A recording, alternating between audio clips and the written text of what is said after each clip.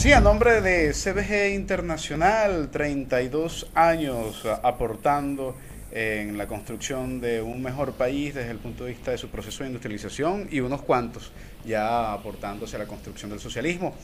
Quien les habla, Nick Evans, bueno, les dará la más cordial bienvenida hoy en nuestro programa Cara o Sello con un invitado que pareciera importado, pero es definitivamente nacional.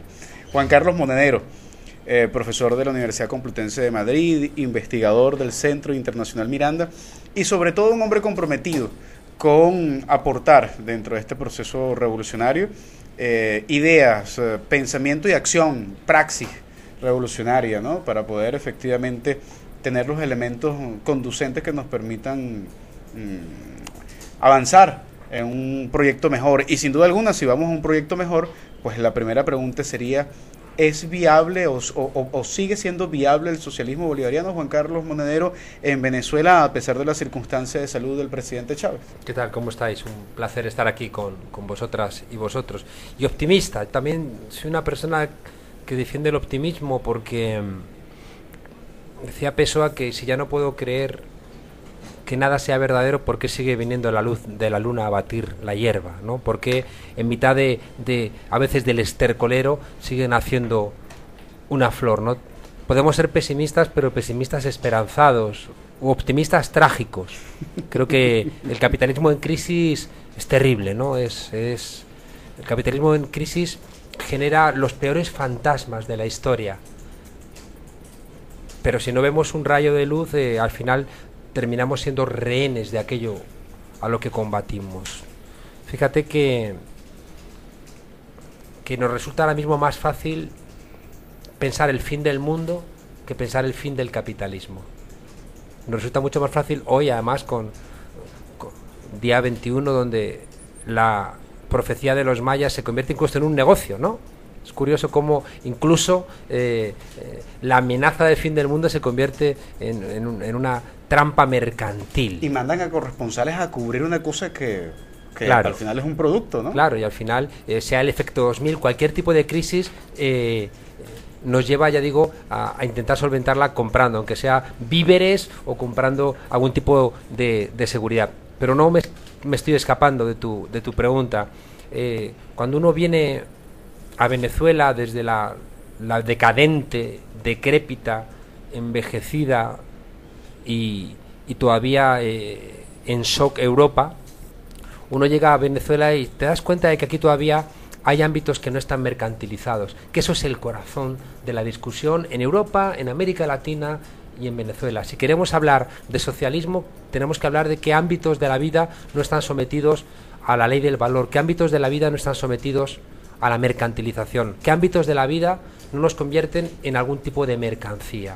Y en ese sentido, creo que cuando uno experimenta pues que el tiempo no es oro, sino que el tiempo son relaciones, que no estamos hechos de células, como dice Galeano, sino de historias, uno se da cuenta de que en Venezuela está pasando algo, y eso que está pasando es muy fuerte, diría Neruda, es telúrico, es mineral.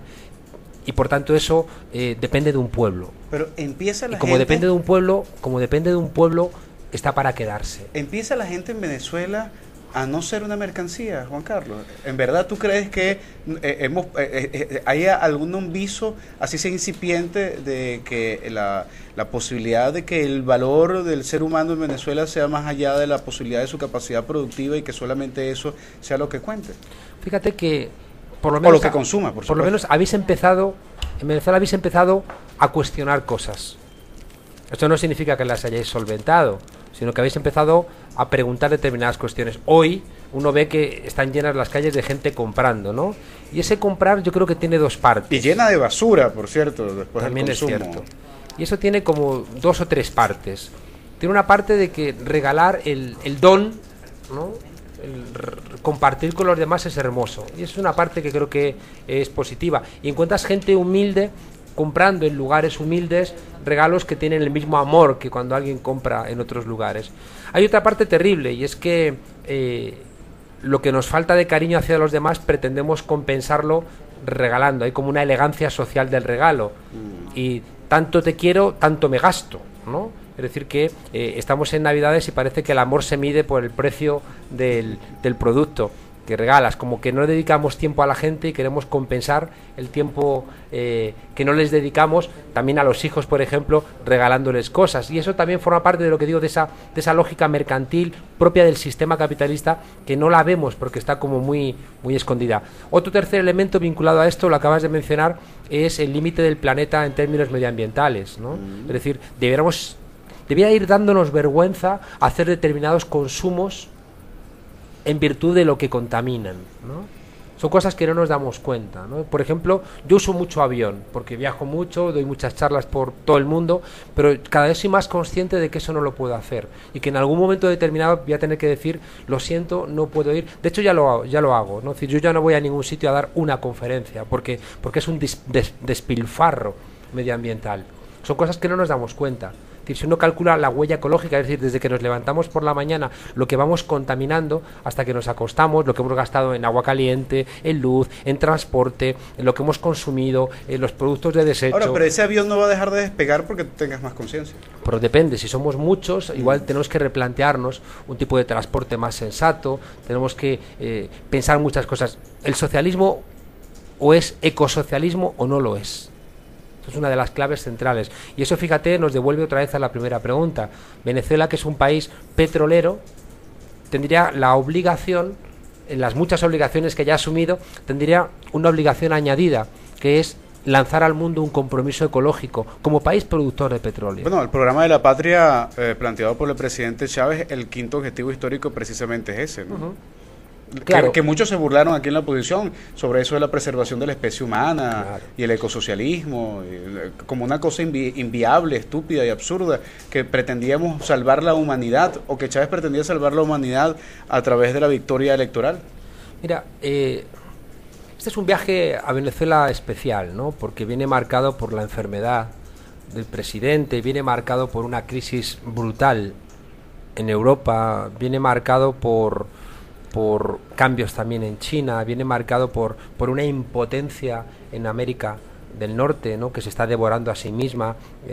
A veces nos damos cuenta cuando entra un loco, ¿no? En una escuela y dispara, pero eso es un ejemplo de cómo el sistema norteamericano se está devorando a sí mismo. En este viaje, ya digo, especial, a mí se me refuerzan dos ideas que sé que son como muy grandilocuentes, pero para mí son muy ciertas y tienen mucho que ver. La primera es que el único continente que puede salvar al mundo es América Latina, porque es el único continente que ha salido de la devastación del neoliberalismo y es el único continente que mantiene un compromiso con la Pachamama. Eso no existe en ningún lugar del mundo. Es decir, en Europa estamos teniendo una exacerbación del neoliberalismo y Europa está primando el crecimiento y abandonando cualquier tipo de compromiso ecológico. China está prácticamente en el colapso medioambiental. América del Norte está ya buscando prospecciones de petróleo en la Antártida y en cualquier otro lugar, ¿no? Y la pobre África está en exceso golpeada. Solamente queda América Latina para de alguna manera todos estos fracasos que venimos teniendo desde la cumbre de Río y antes, la cumbre de los límites del planeta, luego Río, Río más 20, Kioto, Copenhague, todas estas cumbres climáticas fracasadas solamente pueden ser recuperadas, creo yo, a través de este compromiso fuerte que tiene América Latina. Y la segunda afirmación grandilocuente, fíjate, y que tiene que ver con tu primera pregunta, que tengo la sensación de que no termino de contestarte. Aún no. Es que yo creo que el presidente Chávez, allá se fuera mañana a una isla desierta como hizo Pablo Neruda, ¿no? Se retirara a una isla, el presidente Chávez sería recordado como el último libertador de América Latina. ¿Por qué? Porque para ser libertador tú tienes que tener grandes enemigos. Bolívar señaló al imperio español, pero también fíjate, en Europa hubo libertadores, la resistencia, De Gaulle, Churchill,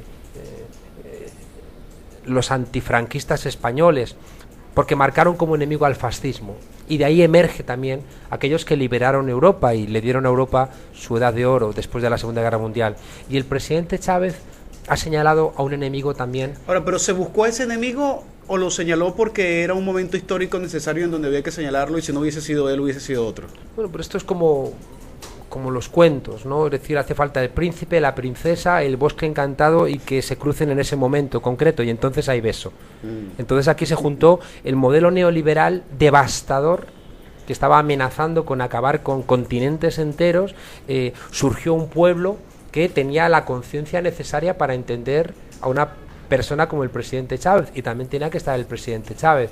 Tú como yo somos politólogos, y si uno lee el capítulo 26 del Príncipe, ahí dice que para el cambio social hacen falta 3 elementos: fortuna, virtud y necesidad. Fortuna son las estructuras sociales. En el ejemplo de Maquiavelo es el río que se desborda. Virtud es el príncipe virtuoso. El príncipe virtuoso que prevé que el río va a crecer y por tanto construye un dique. Y necesidad es la necesidad que tienen los pueblos de que el príncipe virtuoso haga algo. Maquiavelo dice que Ciro nunca hubiera podido rescatar a los persas si los persas no hubieran sentido la necesidad de ser rescatados, o Moisés no hubiera rescatado a los israelitas de Egipto si no hubieran sentido la necesidad de ser rescatados. Los venezolanos necesitábamos ser rescatados, entonces. Claro, tenían la necesidad y por eso llegó el presidente Chávez y hubo beso, ¿no? Y empezó una nueva historia de Venezuela. Y fíjate, ahí ya sí que se nos van juntando un poco las piezas de tu primera pregunta, ¿no? Teníamos un continente muy golpeado, cifras de pobreza y de pobreza extrema intolerables, analfabetismo. Veíamos también como en la Roma imperial los beneficiarios de la usurpación de PDVSA llenos de colesterol malo, ¿no? Uno veía a esa gente que estaba de alguna manera robándose el dinero del país a través de esa privatización indirecta de PDVSA en ese Dame Dos y esa Venezuela saudí, ¿no? Que llevaba a que en el mundo se conociera a Venezuela pues por las mises, por las telenovelas y por esa élite que iba con maneras de nuevo rico, ¿no? Comprando por el mundo. Hoy se conoce a Venezuela, por supuesto, por el presidente Chávez, por el momento de mayor integración regional que ha conocido América Latina en su historia. Se conoce a Venezuela por haber recuperado a la OPEP, se conoce a Venezuela por haber puesto en la agenda política la idea del socialismo. Ha habido beso, ¿no? Entonces, para que haya beso hacía falta, ya digo, el príncipe, princesa, bosque y el momento concreto. Y también hacía falta el dragón. Yo creo que no hay, ya digo, decía, no hay libertador sin dragón, ¿no?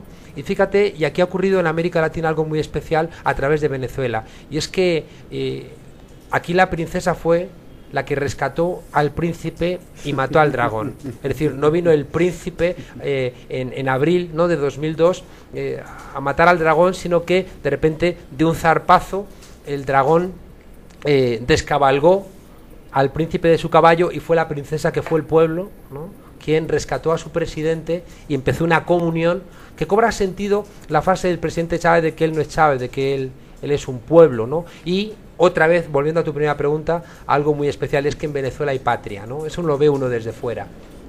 Uno que ve ahora, por ejemplo, hay gente que se le llena la boca de España y uno dice, España están emigrando cientos de miles de personas, ¿no? ¿Qué patria es esa que permite que sus jóvenes mejor preparados salgan fuera del país, ¿no? Y uno se da cuenta en la propia España, en la propia Europa, que los venezolanos quieren regresar a Venezuela, ¿no? Ustedes aquí tienen patria, ya digo, por toda esta conjunción de cosas, por el príncipe, por la princesa, porque el dragón terrible, que era el neoliberalismo, se le ha empezado a acotar. No significa que ustedes hayan derrotado, ni mucho menos, al neoliberalismo. El neoliberalismo goza, desgraciadamente, todavía de muy buena salud. Y volvemos a lo que os decía antes, ¿no? A la gente le resulta más fácil imaginar el fin del mundo que el fin del capitalismo. Por tanto, quien no entienda las dificultades de construir el socialismo no se ha enfrentado a un problema fuerte, ¿no? Porque si a mí me preguntaras, dime algo difícil, te diría, pues después de haber aprendido alemán, que fue una cosa que uno todavía no entiende cómo lo logró hacer, ¿no? Una tarea difícil es la construcción del socialismo, por esto mismo que digo, ¿no? Porque la gente tiene metido el sistema, tiene metida la mercancía en el cerebro, es ese pobre del cerro que en un candidato, después de hablarle de la necesidad de que vote al PSUV, termina diciendo, no, yo no voy a votar al PSUV porque estoy en contra del socialismo, y este candidato le pregunta, pero ¿y usted por qué está en contra del socialismo? No, es que el socialismo me va a quitar lo que tenga. Y le pregunta, ¿pero qué le va a quitar usted el socialismo? Tiene usted la luz enganchada allá afuera, una mesa con 3 patas, y el hombre dice, ¿y si me toca la lotería? ¿No? Es decir, ese sueño que está metido incluso en la cabeza de los pobres, ¿no? Que es un sueño, fíjate, Nigmer, es un sueño de todos los pueblos camino de la construcción de una ciudadanía que merezca ese nombre. O te lo digo de otra manera, yo creo que en todos los pueblos de la historia, en todas las culturas ha existido el mito de la Cenicienta, en todos. Entonces el mito de la Cenicienta es que de repente un golpe de suerte va a sacarte de la miseria y te va a rescatar, ¿no? El mito de la Cenicienta... El ascenso social repentino. Claro, que está... Fíjate que el modelo capitalista te lo repite en Pretty Woman, claro, ¿no? Y de manera azarosa, pero te da esa esperanza, ¿no? Claro, pero como si fuera cierto que va a venir Richard Gere a sacar a una prostituta de la calle, ¿no? Decir, hombre, no me lo creo, ¿no? No parece muy real. En cambio, sí que construye esa idea de que de repente un golpe de suerte es el corazón de las telenovelas, ¿no? Eso lo contó muy bien Cabrujas, ¿no? Las telenovelas, de alguna manera, lo que plantean es esa necesidad de esperanza te viene determinada por un golpe de suerte.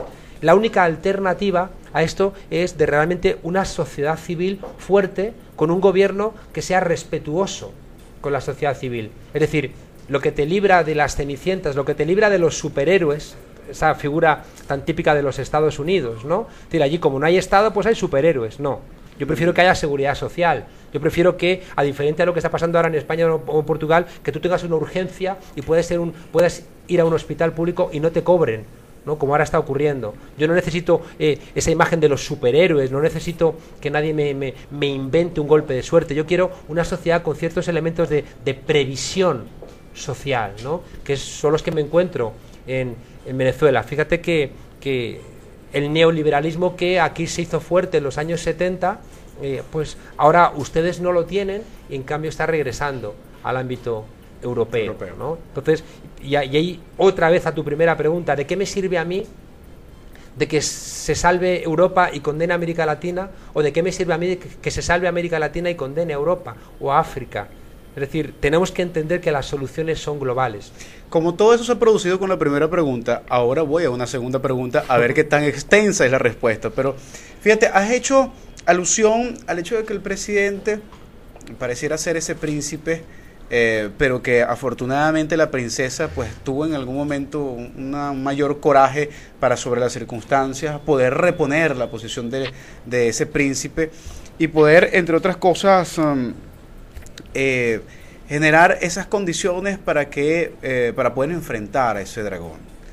Ahora bien, el problema ahora es el príncipe. El príncipe ahora no se ha caído del caballo porque haya venido el dragón, sino que es un problema de salud. Estamos hablando de ese otro enfoque de la diosa Fortuna, de la que hablaba Maquiavelo. Hay elementos imponderables que pues lamentablemente pueden estar haciendo mella y pueden estar afectando la posibilidad del futuro del proceso revolucionario.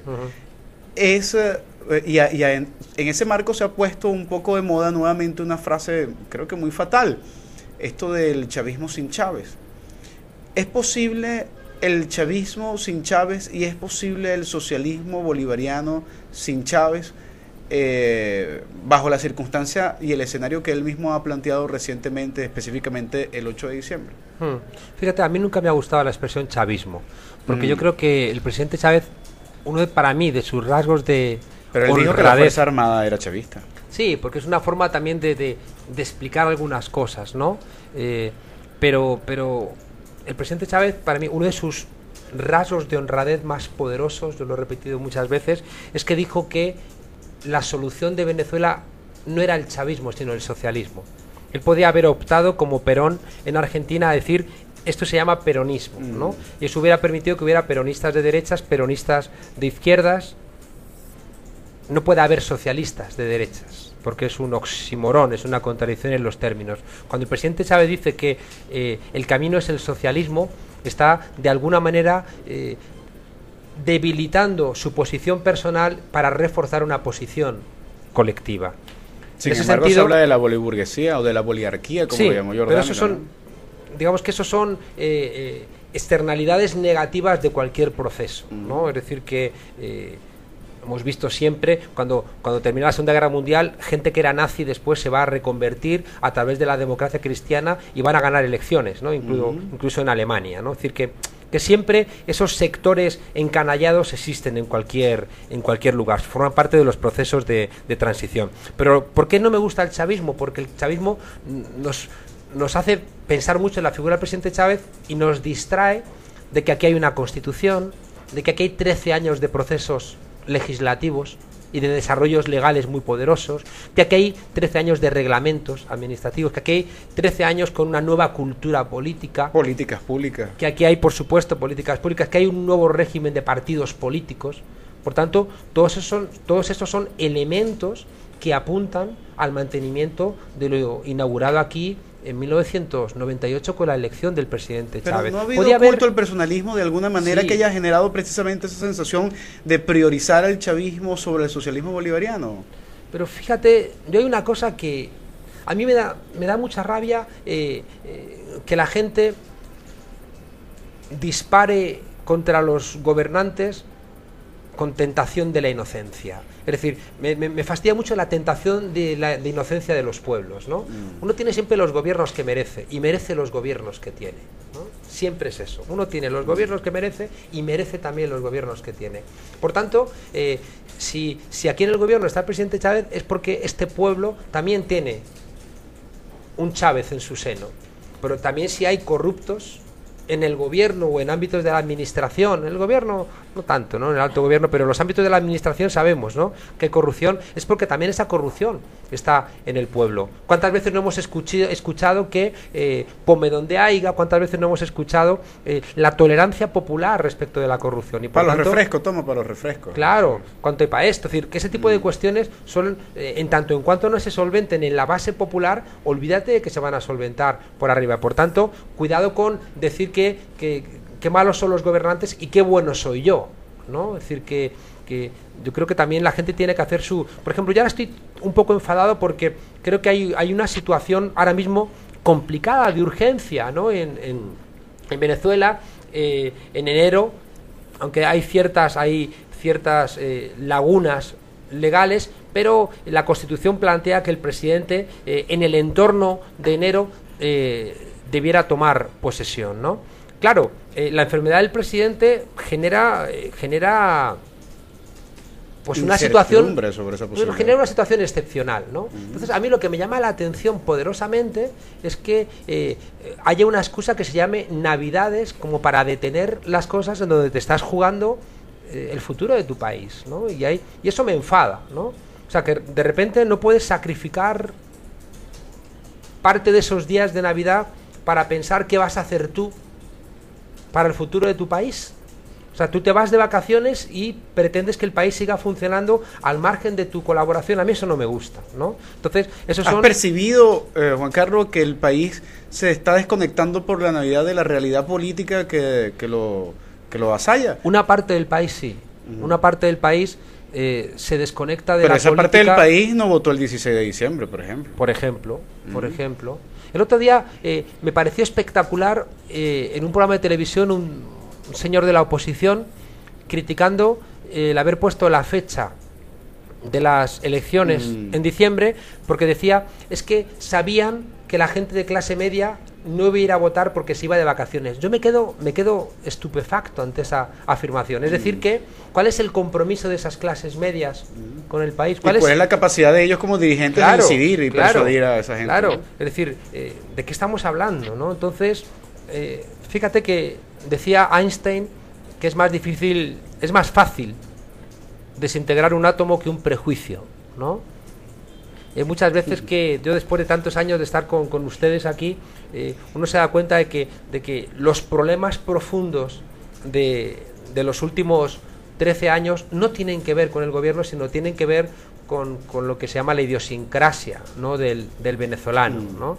Es decir, ¿de qué sirve que hagas un esfuerzo descomunal para recoger la basura si la gente sigue tirando la basura a la calle? ¿De qué sirve que tú hagas un esfuerzo para colocar papeleras si la gente no usa las papeleras? ¿De qué sirve que hagas un esfuerzo por embellecer Caracas, cómo se ha embellecido Caracas en los últimos 2-3 años, si la gente sigue sin respetarse a sí mismo porque no respeta las calles que pisa, ¿no? Entonces, eso forma parte de una cultura política que tú no le puedes reclamar al gobierno que te la solvente, la tienes que solventar tú, la tiene que solventar la sociedad civil, la tiene que solventar la escuela.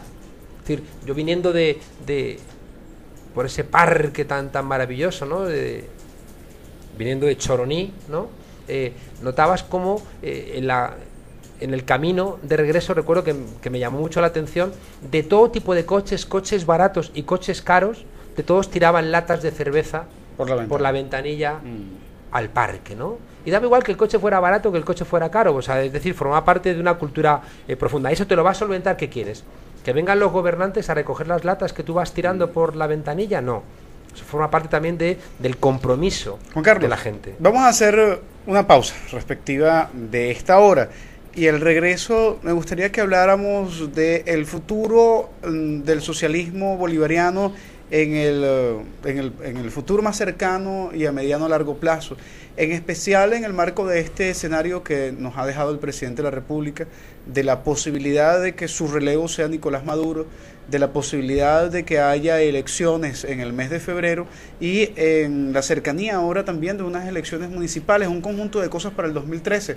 Sin pretender ser futurólogo, vamos a ver cómo ve Juan Carlos Monedero esta proximidad en el conjunto y en la complejidad de la realidad política venezolana. Ya tenemos un dato, y es que Maduro ya ha ganado sus primeras elecciones. Ya regresamos entonces para analizar cómo es eso de que Maduro ya ganó sus primeras elecciones.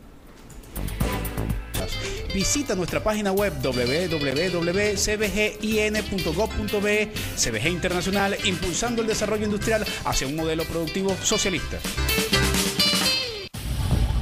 Bueno, y regresamos en este último segmento de Cara o Sello del día de hoy, un encuentro prenavideño con Juan Carlos Monedero, con quien, bueno, hemos insertado ya algunos elementos interesantes al principio en función de lo que es el socialismo bolivariano y el chavismo, pero quedamos pendientes en hacer quizá un ejercicio de perspectiva, tratar de ubicarnos en el escenario actual político, en ese escenario que nos brindó el presidente de la República, Hugo Chávez Frías, el 8 de diciembre, y pensar entonces en un corto y mediano plazo cuál podría ser el futuro del proceso revolucionario. Y cerrabas en el último bloque diciendo que, bueno, sí, que efectivamente hay un futuro ya muy cierto, que es que Nicolás Maduro ganó las primeras elecciones ya. ¿Cómo es eso, Juan Carlos? ¿Qué elecciones ganó Maduro? Bueno, pues las elecciones recientes, ¿no?, en este mes de diciembre. Yo creo que hay un plan socialista 2013-2019 refrendado de una manera enorme por el pueblo, 11 puntos de distancia. El 7 de octubre. El 7 de octubre, el modelo alternativo del presidente Chávez respecto al modelo alternativo de Capriles, porque a mí me gusta insistir que no era Chávez frente a Capriles, sino que lo que se decidía el 7 de octubre era el socialismo frente al modelo neoliberal. Yo que me leí el programa de Capriles, estaba lleno de principios propios del modelo neoliberal que está golpeando a Europa. Banco Central independiente, privatizaciones, remercantilización de ámbitos públicos. Privatización. Sí, por eso, privatizaciones, que es como remercantilizar determinados asuntos, ¿no? Entonces eran dos modelos diferentes y ganó el modelo del presidente Chávez. El modelo, insisto que las aves cuando emigran siempre hay una abriendo paso, pero no tiene por qué ser siempre la misma, ¿no?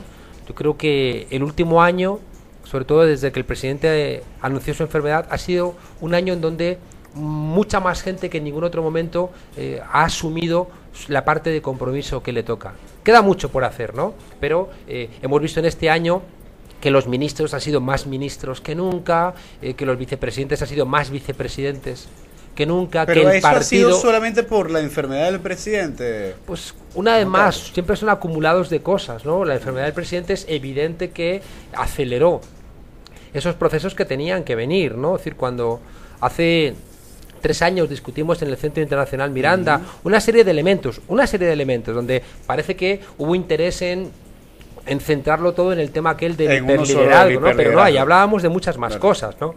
De problemas que están pendientes. Y esos problemas pendientes, como tienen que ver con la cultura política profunda de las venezolanas y venezolanos, reclaman el esfuerzo de todo un pueblo, ¿no? Entonces el presidente Chávez ha hecho un esfuerzo descomunal, ahí está, ¿no? Ahí está en las huellas en su propio cuerpo del esfuerzo descomunal de estos 13 años, y yo creo que hay la asunción, tanto por parte... ¿Se inmoló Chávez? Es que no soy religioso, entonces... pero lo que sí que es cierto es que él pudo optar entre su salud y la salud de la democracia venezolana, y su apuesta fue por la salud de la democracia venezolana, ¿no? Entonces, para mí eso es muy evidente, ¿no? Que él decidió apostar por esa vía, ¿no? Entonces, yo creo que uno tenía ciertas dudas de qué iba a ocurrir, ¿no? En las elecciones ahora recientes de diciembre, y vemos que otra vez, de una manera muy muy clara y rotunda, lo que tiene que ver con el proceso bolivariano gana unas elecciones, donde ya el referente presente no era el presidente Chávez, sino que el referente presente, nombrado por el presidente Chávez como la persona capaz de continuar de mejor manera el proceso bolivariano, era Maduro. Bueno, Entonces, pero todos los candidatos, Juan Carlos, a gobernadores no dejaban de hablar que eran los candidatos de Chávez, ¿no? De Maduro. claro, pero míralo al revés. Mira que se hubiera perdido. Estaría todo el mundo diciendo que hubiera sido la primera derrota de Maduro. Entonces, si somos honestos, si en caso de que hubiera salido mal, la lectura hubiera sido: Maduro tiene su primera derrota, como se ha ganado, también es honesto decir que ha sido la primera victoria de Maduro. Y eso sitúa ahora una perspectiva importante. Yo creo que en el corto plazo ese compromiso con el Plan Socialista 2013-2019 y también ese compromiso con lo que ha significado el presidente Chávez se traslada claramente a quien el presidente Chávez ha señalado como el que mejor puede continuar su tarea, es decir, a Maduro. ¿Por qué tiene que trasladarlo Chávez y por qué no se convoca a la posibilidad de que las bases del proceso revolucionario, si tiene esa madurez, puedan escoger a quien va a continuar la gesta del presidente Chávez? ¿Por qué no hacer las dos cosas, ¿no? ¿Por qué no entender que también igual es importante aclarar que Venezuela ha recibido los mayores ataques que ha recibido ningún país en el mundo, porque Venezuela era el país que estaba planteando la alternativa al modelo neoliberal, ¿no? Es decir, aquí se ha intentado golpe de Estado, guarimba, inhabilitaciones, sembrar una contra. O sea, Venezuela, su desabastecimiento, y por tanto las complicaciones de la gestión de gobierno en Venezuela han sido superiores a las de cualquier otro lugar, ¿no? Y eso también es lo que explica por qué hacía tanta falta una figura que cohesionara al país sometido a esa batería de ataques. Eso también es lo que explica la figura fuerte del presidente Chávez. Esa figura fuerte en un país que con su idiosincrasia tiene que empezar a caminar hacia liderazgos más corales, ¿no? Entonces parece que como metodología más correcta es que esa persona que ha tenido esas tareas de cementar otra vez a la sociedad diga: yo creo que quien mejor puede solventar estos problemas es Nicolás Maduro. Ahora bien, la segunda parte es que Nicolás Maduro tiene ahora la obligación de legitimarse. De legitimarse, sobre todo porque es cierto que en el corto plazo la afectividad hacia el presidente Chávez se traslada hacia Nicolás Maduro, pero hay muchos asuntos que los solventaba el presidente Chávez por su personalidad, por su carisma, por su fuerza, por su compromiso, y que Nicolás Maduro los va a tener que solventar a través del diálogo, a través de la política. Y de la articulación con otros actores. Yo creo que, fíjate, si el presidente del 94 al 98 se dedicó a hablar con todo el mundo, a hablar con los pequeños grupos de la izquierda, con los disidentes de aquí y de allá, con los partidos de la izquierda venezolana, con los desencantados de la Cuarta República, y dedicó mucho tiempo, del 94 al 98, el presidente Chávez dedicó mucho tiempo a hablar con todos los factores políticos, con una humildad que le permitió ganarse el apoyo de buena parte de este país.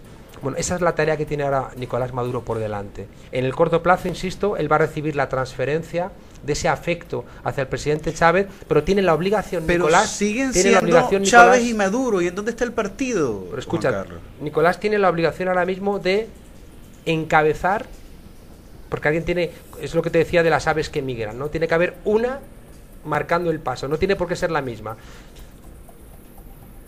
Yo creo que Nicolás tiene ahora la obligación de hacer esa tarea, de reinventar otra vez la tarea que empezó el presidente Chávez en el 94.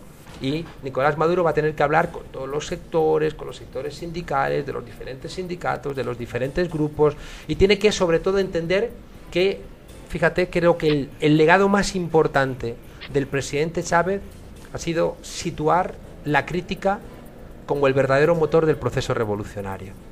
Esto es importantísimo. Pero ha sido una última etapa. Bueno, igual, es decir, que yo creo que el presidente Chávez, cuando señala la crítica como el motor más importante del proceso revolucionario, está impidiendo que la revolución bolivariana tenga la deriva autoritaria que han tenido otras revoluciones desde la Revolución Francesa a nuestros días. Pero todavía los críticos y autocríticos se les señala de que están siendo pagados por la CIA. Bueno, pues eso es un problema que debilita el proceso revolucionario.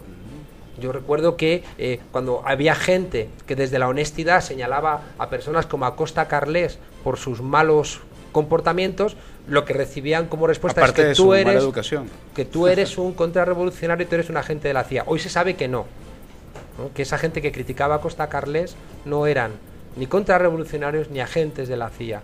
Y gracias a esa gente que criticaba esos comportamientos, la virtud del proceso emerge.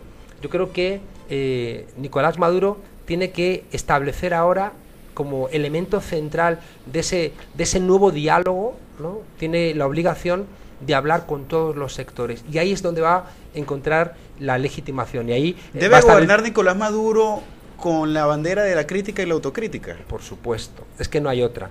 Es que si no hace eso Nicolás, debilita el proceso revolucionario.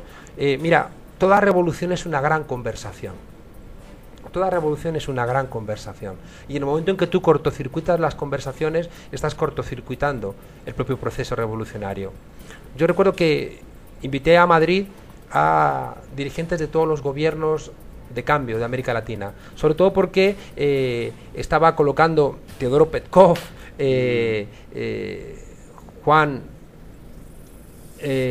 Jorge Castañeda, o los Vargas Llosa, la idea de que había una izquierda vegetariana y una izquierda carnívora, ¿no? Una izquierda borbónica y una izquierda autoritaria y una izquierda democrática, que decía Petkov.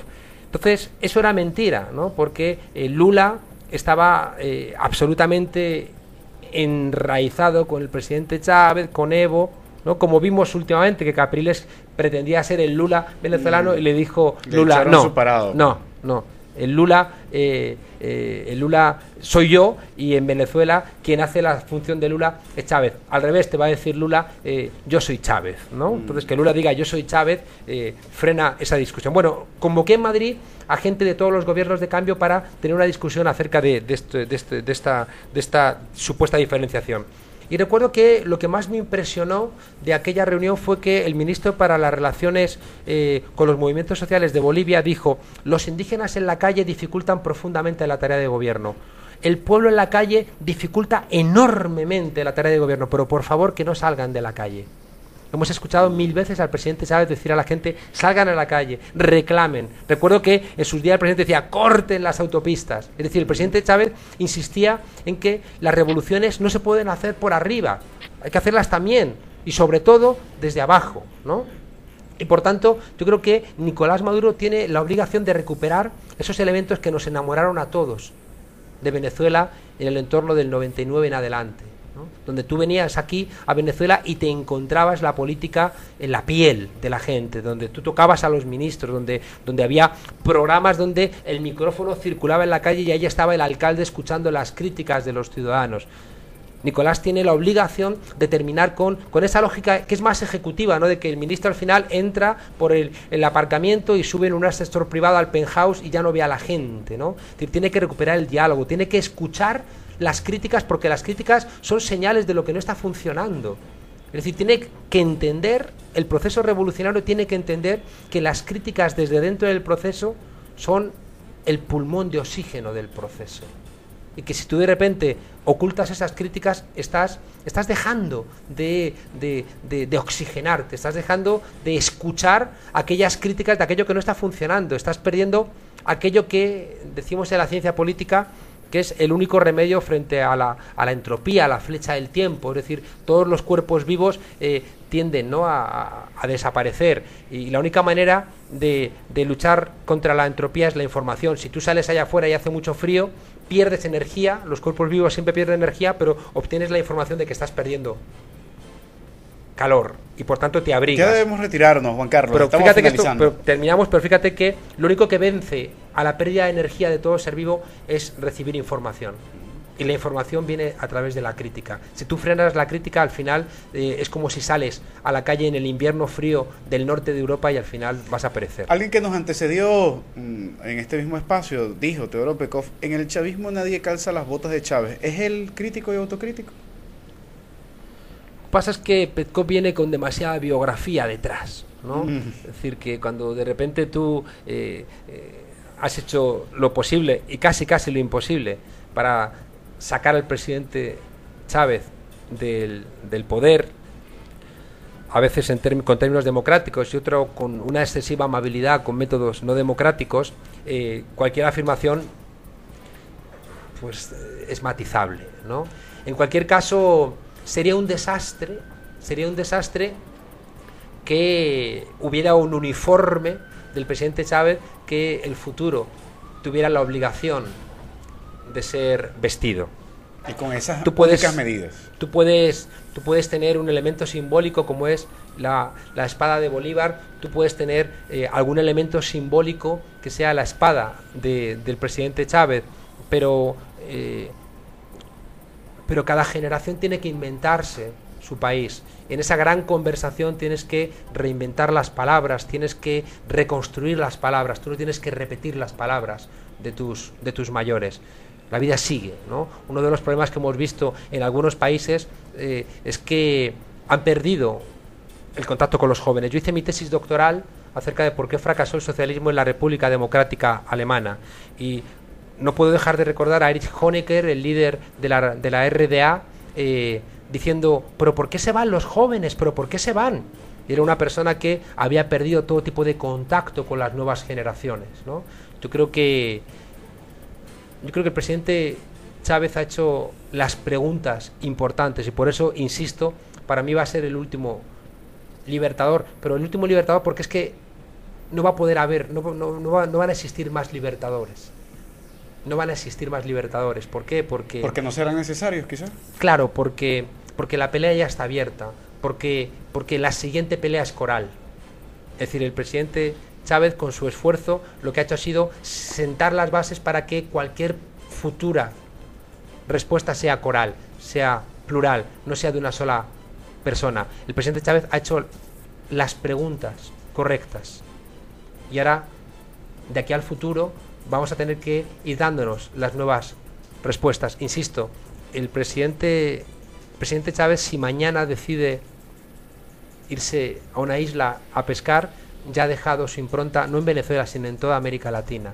Nunca en la historia de este continente ha habido tanta independencia, tanta soberanía y tanta integración, y eso lleva el sello del presidente Chávez. Ya es bastante tarea, ¿no? Yo creo que hay que estar a la altura de lo que él ha dejado, y a partir de ahora a cada cual le corresponde empezar a hacer su parte, aunque sean Navidades. Uno puede festejar, celebrar, pero que no olvidemos eso que decía antes del optimismo trágico, del pesimismo esperanzado. Hay una parte del mundo que se está hundiendo, y eso va a llegar el año que viene a América Latina. Es decir, que la crisis de Europa, la crisis de América, la crisis de China va a terminar llegando a América Latina. Conviene que la gente esté atenta. Conviene que seamos respetuosos con lo que vamos a dejar a las generaciones siguientes.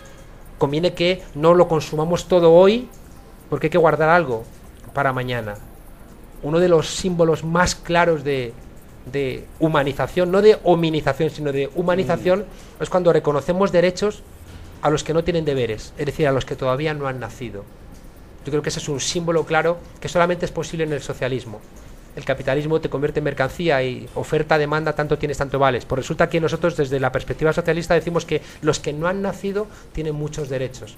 Y eso nos obliga, ya digo, a reinventarnos nuestras sociedades. Y en este momento en donde, ya digo, parece que ser feliz es comprar y vender, ojalá algunos piensen con detenimiento que la felicidad no puede estar en un centro comercial, que la felicidad está en otro lado, y el socialismo es la forma más sensata de construir felicidad. Bueno, yo he encontrado mucha felicidad en compartir contigo este espacio, Juan Carlos. Un placer. Muchísimas gracias, y a ustedes que nos han visto, nos han escuchado y nos leerán dentro de un rato, muchísimas gracias por la atención prestada. Feliz Navidad, en conciencia de nuestra realidad política, en conciencia de la necesidad del aporte que debemos ir generando de manera permanente.